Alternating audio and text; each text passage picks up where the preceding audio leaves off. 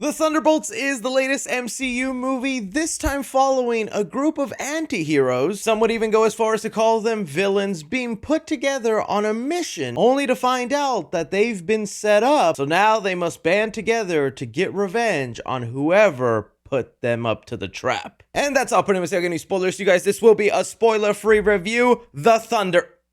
You know what? Let's do this properly.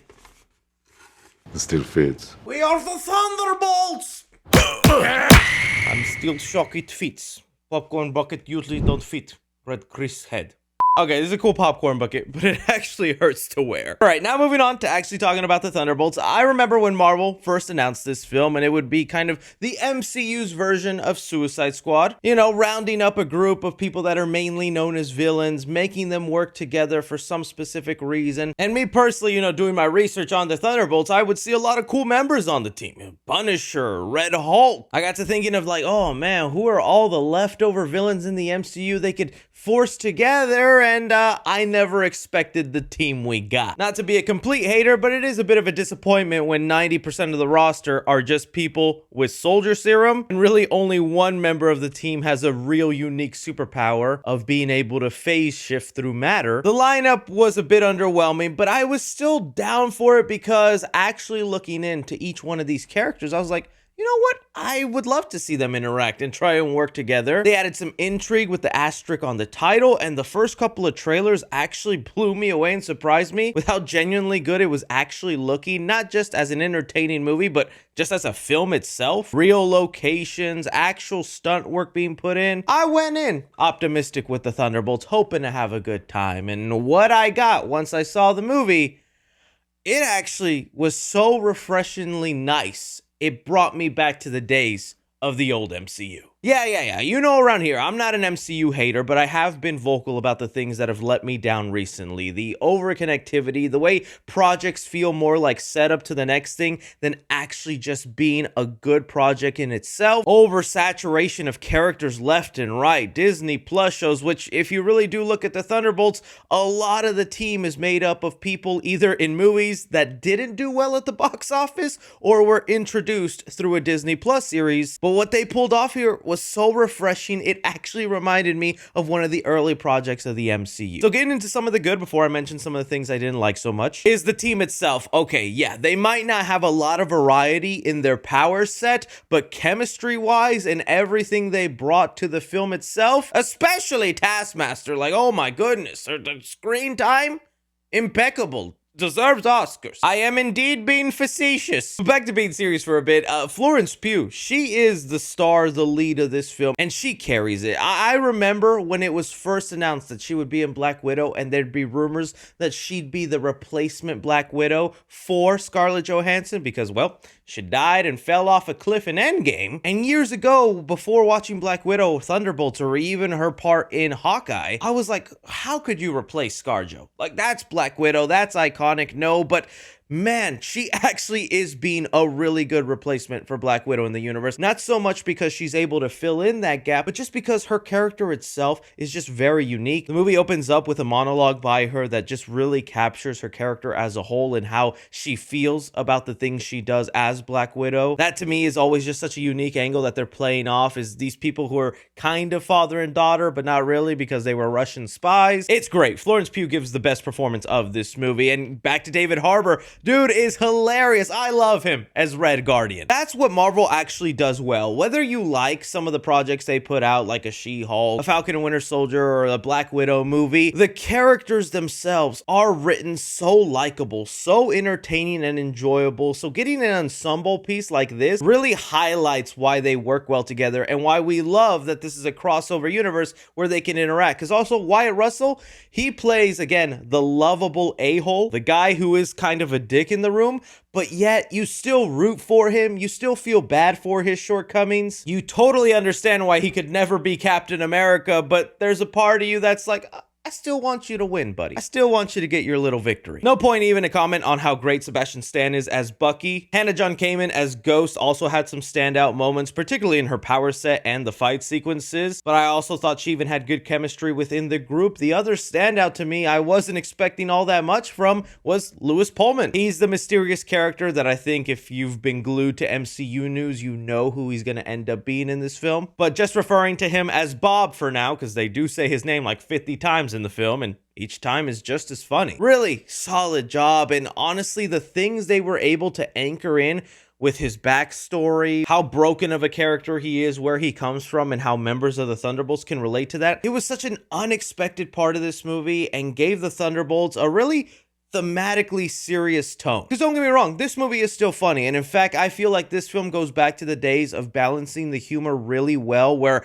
hey, we're making a joke, we're doing some dumb dialogue here and making you laugh. But there's also a lot, and I mean a lot, of serious topic and things that everyday people struggle with, particularly with self-worth, that the movie actually took seriously. That you could have that sad, heartbreaking moment and the sentence or paragraph of whatever a character says didn't end in a punchline. That's what I missed in the MCU. It's like, let us breathe in to some of those heavy moments and not ruin it with a joke. You might have seen some of the marketing trying to make you think that this is Marvel's A24 movie. Like, I still think that's so funny that that's how they wanted to market this film, when I do still think it's pretty far from being an A24 film. But even with that said, the way they managed to take the backstories of every member of the Thunderbolts and put this theme of failure, of wanting to be fulfilled, feeling like you have a bigger purpose in life and you're just not reaching that. We've all had little moments like that. And so it also kind of gives the Thunderbolts this underdog feeling of guys who they know they've done wrong, they kind of want to change and do better, and you as an audience member are rooting for them and are hoping they get to that point. I also really enjoyed the action sequences in here. I wouldn't say they're anything like too standout-ish or even the best action scenes in the MCU, but I think because the movie does such a great job with this teen dynamic and kind of highlighting slightly different abilities, those action sequences just end up feeling more impactful. Another giant bonus that, again, I was mentioning is this movie itself is 95% standalone.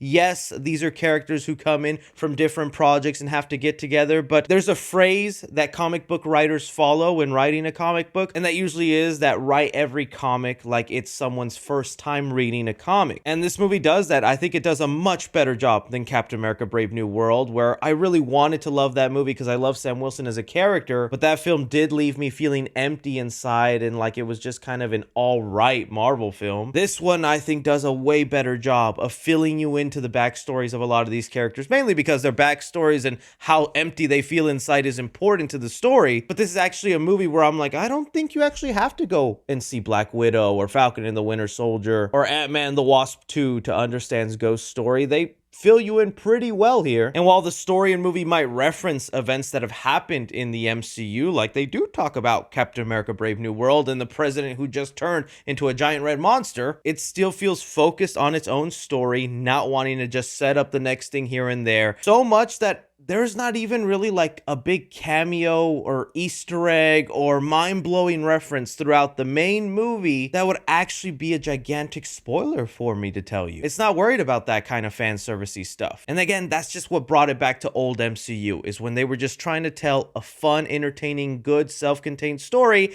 and then at the end, they tease you about what might happen next, and the teasing is pretty good. 2 post-credit scenes definitely stay for those. But getting on from there to some of the things that held it back, I will admit there are going to be some things I really do want to talk about, but it'll be spoilers. Because once the movie ended, certain character motivations didn't make sense to me, and to really dissect that, I'll just, again, have to talk about it when the movie comes out, and spoilers. But other things that I thought held the movie back, you know, I'm praising how much this feels refreshing and different for the MCU, bringing me back to the old days of the early phases, and like, but that's really in comparison to some of the recent stuff that has really let me down. I like Thunderbolts like a lot, but don't start to think this is top 5, top 3 best MCU movies. This to me, I think, is the standard where if we just got an average Marvel film, this is the really good stuff we would like to keep seeing, you know, movies focused on the characters, the story, and then little setups and teases to the overall universe. Just saying that to kind of set expectations. The other thing that kind of like took me aback is, I guess, the pacing of the film. I was not expecting how much time the movie was going to focus with these characters in that death trap. You guys have seen it in the trailer, the moment where they're all fighting each other and trying to figure out, wait, someone sent you, someone sent me, what's going on here? A real big chunk of the movie is kind of just them at this facility and place, and just kind of even looking back and realizing the entire movie kind of takes place in a day and a half. I don't know, the pacing just felt a little off in that sense. When getting on to Bob's character and who he ends up becoming, I still think it was brilliant the way to use his backstory to kind of connect the Thunderbolts and give this movie a real serious thematic theme. But when kind of separating that with just him as who he becomes, that part did feel slightly rushed, a little convenient. But even kind of more jumping off that point, Val and everything she does in this movie and where she ends up by the end of the film, I'm just kind of like, I don't know if all this is making that much sense. And that's really where the movie started phasing from standalone, telling their own story, to, yeah, but we also have to set this thing up so we can end up in Avengers Doomsday, which, as you know from the Chair trailer video,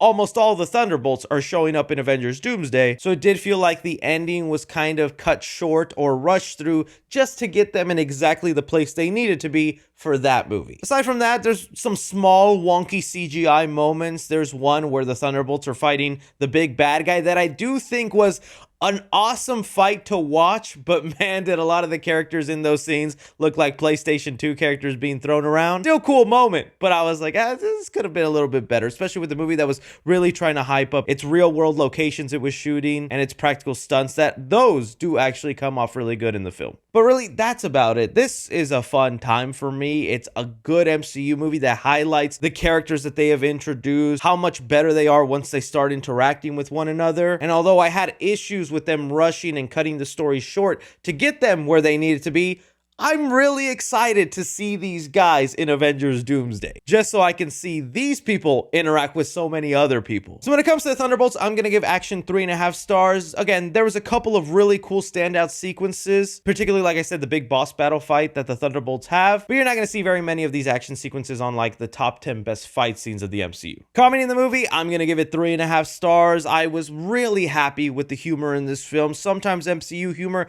can really bog down a story, and with this one really wanting to tackle self-worth issues, how you feel in life, I was so pleased to see them take those moments seriously and not feel like they needed a punchline after every dark moment. Drama in the film, I'm also going to give it 3.5 stars. This is what I want the MCU to go back to, is standalone stories. I was invested to what was going on, how these characters connected, even their chemistry between each other. This to me did not feel like a waste of time and like they were just setting up the next story. If anything, it feels like a good payoff from when all these characters were introduced and leading into here. Horror in the film, I'll give 1 star to, and that's mainly for when you get the transformation of the big bad villain. He's a dark figure and there's some kind of scary things that go on with him. And suspense the movie, I'm gonna give it 3 stars. This is mainly because like the majority of the cast was already confirmed to be in the next movie, and since I thought this would be a film where some of them could die, either just to get them rid of the MCU or to add stakes to the film, I knew most of what was happening would get resolved. Casual moviegoers, I'm gonna give this an A+. Cinephiles, I'm gonna give it a B+,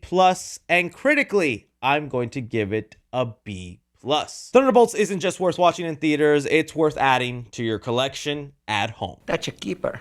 Yes. That post-credit scene is going to lead us into a lot of theories and conversations. I can't wait to hear your guys' thoughts, and I also can't wait to bring up the one character in this movie where I'm like, it feels like they're not being the person who the MCU has set up to be, but maybe I'm wrong. Don't forget to like, subscribe, but as always, I'm Chris. Take care.